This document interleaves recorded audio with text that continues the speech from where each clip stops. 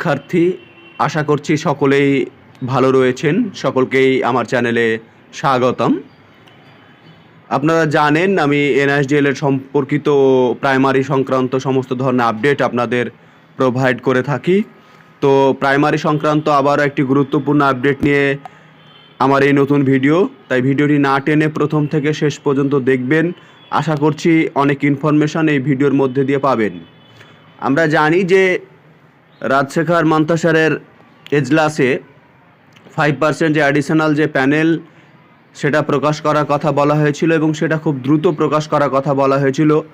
যদিও পর্ষদ এই বিষয়ে অনেকটা ডিলে করে দিল, মানে একটু লেটই করে দিল। এই লেটের কারণে কিন্তু আমাদের যে আপকামিং ইন্টারভিউ নোটিফিকেশান সেটা আসতে কিন্তু দেরি হচ্ছে। এবার এখানে আরও বিষয় ঢুকে আছে, সেটা হচ্ছে এনআইএসের ব্যাপারটা রয়েছে। তো এই সমস্ত বিষয়, তারপরে এইদিকে বলেছে ওবিসি মামলা, প্রশ্নভুল মামলা, এই সমস্ত যে জিনিসগুলো রয়েছে, এই সমস্ত জিনিসের জন্য প্রতিনিয়ত দেখা যাচ্ছে যে আমাদের যে আপকামিং ইন্টারভিউ নোটিফিকেশান আসার কথা সেটা ডিলে হচ্ছে। তো যাই হোক, যেটা আপনাদের বলেছিলাম যে 5% অ্যাডিশনাল প্যানেল প্রকাশ হবে খুব শীঘ্রই, এবং সেখানে যে ওয়েটিং লিস্ট ছিল সেখান থেকে 56 জনের নাম ইমপ্যানেন্ট হয়েছে এবং তারা কাউন্সিলিংয়ের জন্য ডাক পেয়েছে 56 জন। এবার অনেকের যেটা বক্তব্য যে দাদা এই যে 5% অ্যাডিশনাল প্যানেলে যাদের নাম ডাকা হয়েছে তারা ছাড়া পরবর্তীতে আর কোনো ধরনের লিস্ট বেরোবে কিনা, এটা একটা বক্তব্য। তো এটা হচ্ছে ফার্স্ট ফেজের জন্য হয়তো ডাকা হয়েছে 5% অ্যাডিশনাল প্যানেলে 56 জনকে, হয়তো পরবর্তীতে আবার নতুন লিস্ট আসবে।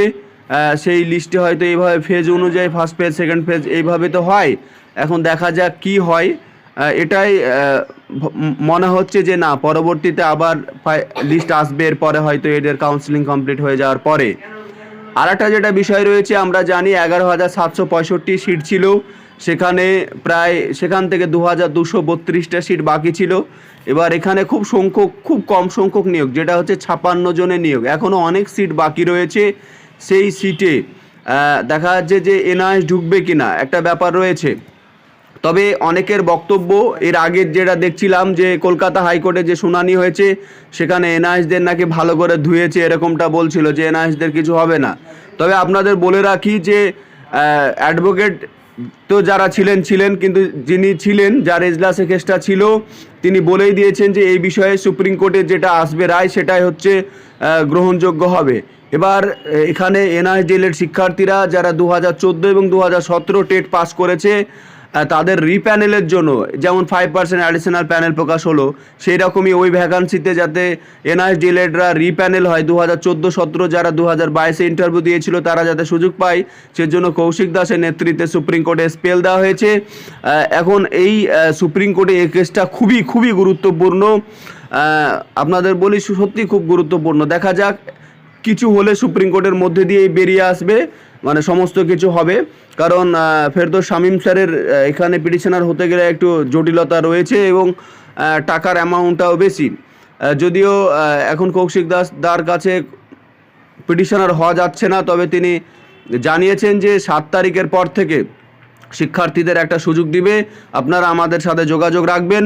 তবে আমরা এনআইএসডিএল ক্যান্ডিডেটরা আপ্রাণ চেষ্টা করছি যাতে করে রিপ্যানেল হয় এবং আপনারা যাতে সুযোগ পান। যেভাবে 5% অ্যাডিশনাল প্যানেল প্রকাশ হলো, সেইভাবে এনআইএসডিএলদের যাতে রিপ্যানেল প্রকাশ হয় সেই চেষ্টায় চলছে। আপনারা একদমই অন্যদের কথায় বিভ্রান্ত হবেন না বা কিছু হবে না।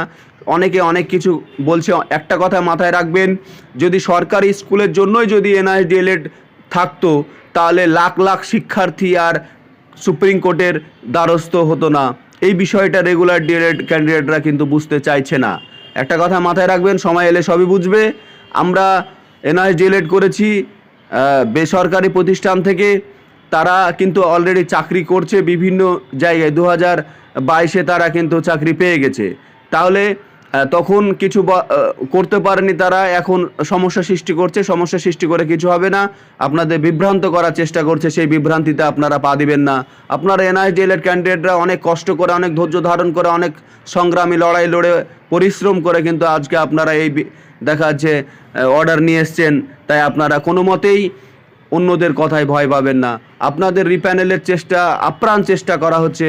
প্রয়োজনে সবথেকে হায়ার যে অ্যাডভোকেট, সিনিয়র অ্যাডভোকেট আছে তাকে হায়ার করা হচ্ছে, যাতে করে এই যে কেস এনআইডিএলের যে স্পেল সেটা খুব সুন্দরভাবে উপস্থাপন করা হয়।